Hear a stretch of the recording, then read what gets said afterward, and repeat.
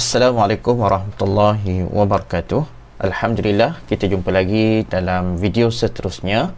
Kali ini Ustaz akan terangkan berkenaan bacaan, salah satu bacaan dalam Al-Quran yang mempunyai sifat lantunan. Sifat lantunan. Hukum apa itu? Ya, itulah hukum qalqalah. Hukum qalqalah, bukan qalqalah, qalqalah. Okey, bacaan qalqalah iaitu bacaan yang sifatnya melantun. Jadi untuk mengetahui lebih lanjut, anak-anak sila tonton sehingga habis video yang Ustaz sediakan untuk membantu memahami dan menguasai bacaan bacaan qalqalah. Seterusnya kita akan lihat apakah yang dimasukkan dengan bacaan qalqalah. Okey. Bacaan qalqalah pada bahasa bermaksud lantunan. Dan biasa tak anak-anak tengok bola? Bola itu sifatnya jika disepak, bola itu akan kembali semula. Kan biasa kalau kita bermain di padang, kita sepak bola ke dinding atau ke tempat-tempat yang keras, bola itu akan melantun semula. Begitu juga dengan sifat qalqalah. Sifat bacaan ini apabila dibaca, dia ada bunyi lantunan itu. Bagaimana cara sebut? Nanti Ustaz akan sebutkan sebentar lagi. Sekarang ini kita faham qalqalah itu bermaksud lantunan. Pada segi istilah, qalqalah bermaksud menzahirkan lantunan bunyi. Menzahirkan. Zahir itu maksudnya menunjukkan dengan jelas lantunan bunyi itu. Ketika menyebut huruf qalqalah yang bertanda sukun atau bertanda mati.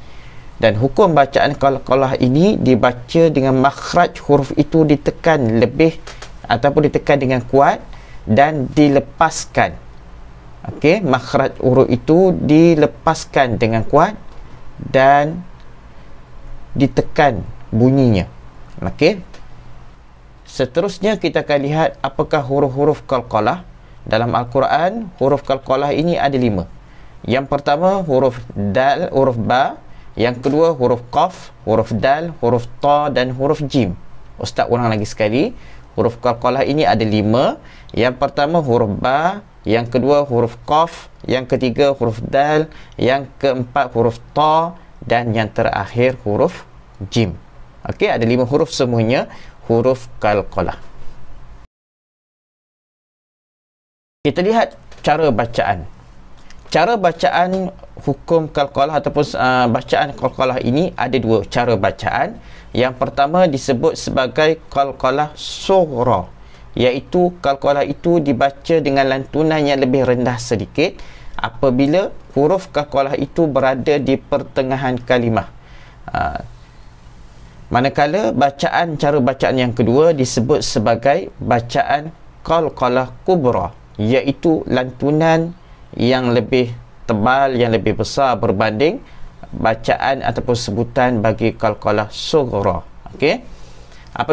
Bagaimana qalqalah kubra ini berlaku? Apabila memberhentikan bacaan ataupun kita mewakafkan bacaan yang berada di hujung kalimah dan huruf tersebut tidak bersabdu ataupun tidak bertasydid.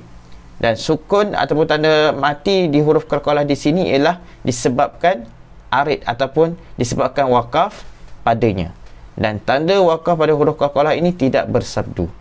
Dan satu lagi dalam disebut juga bahawasanya ada satu lagi disebut sebagai qalqalah akbar. Ya, qalqalah akbar, qalqalah besar.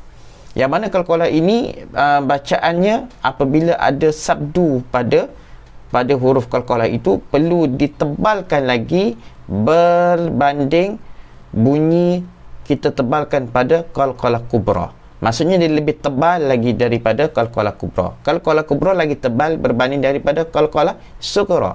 Okey. Okey, kita lihat contoh iaitu bacaan qalqalah sughra, iaitu contoh dia anak-anak lihat pada tulisan ataupun huruf yang diwarnakan dengan warna merah. Okey, cuba lihat bagaimana cara Ustaz menyebutnya. Walladzina min qablikum qablikum. Dia tak boleh qablikum, itu tak nak.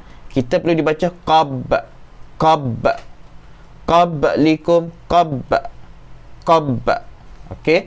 Walladzina min qablikum. Okey. Kemudian fala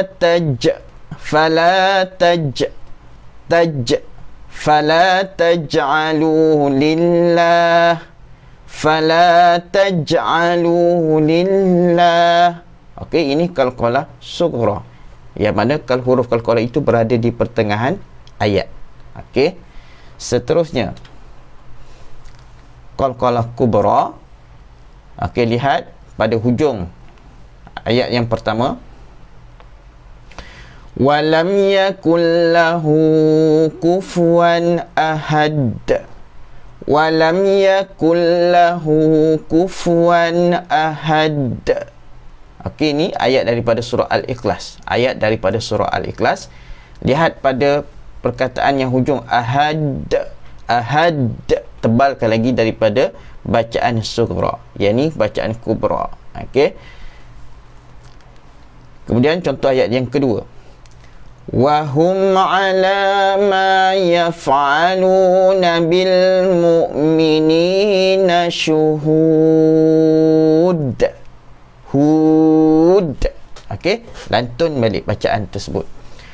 Wa hum ala ma yaf'aluna bil mu'minina syuhud. Hud. Kalau hud saja dia tak qalqalah, dia tak lantun. Sifat bacaan qalqalah itu lantun. Hud. Hud. Okey. Okey, kita lihat contoh bacaan lain. Kita akan lihat bagaimana contoh bacaan di tengah bacaan dan di akhir bacaan. Kalau di tengah bacaan, seperti yang disebutkan Ustaz, qalqalah sughra, manakala di akhir bacaan iaitu qalqalah kubra.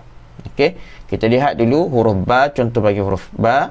Okey, ab, wa abqa, wa abqa. Seterusnya, la yubsiruna, la yubsiruna.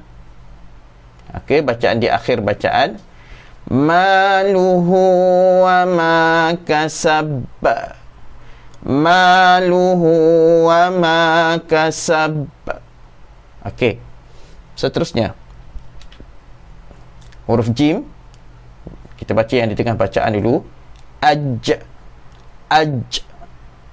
yaj'alu, falahum ajrun,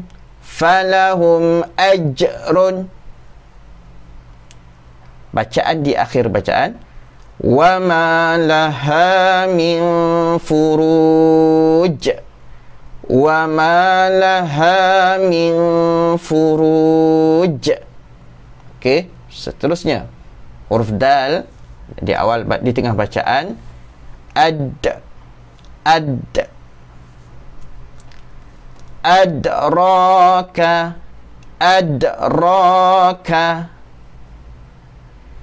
wujuhahum wa adbarahum, wujuhahum wa adbarahum. Bacaan di hujung akhir bacaan, walam yulad, okey. Huruf qaf di tengah bacaan, aq, yaqra'una. Seterusnya, taqtuluna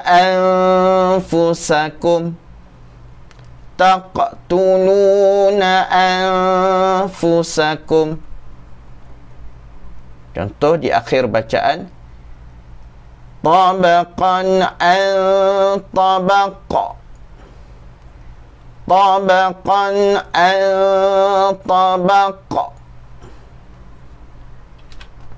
huruf ta,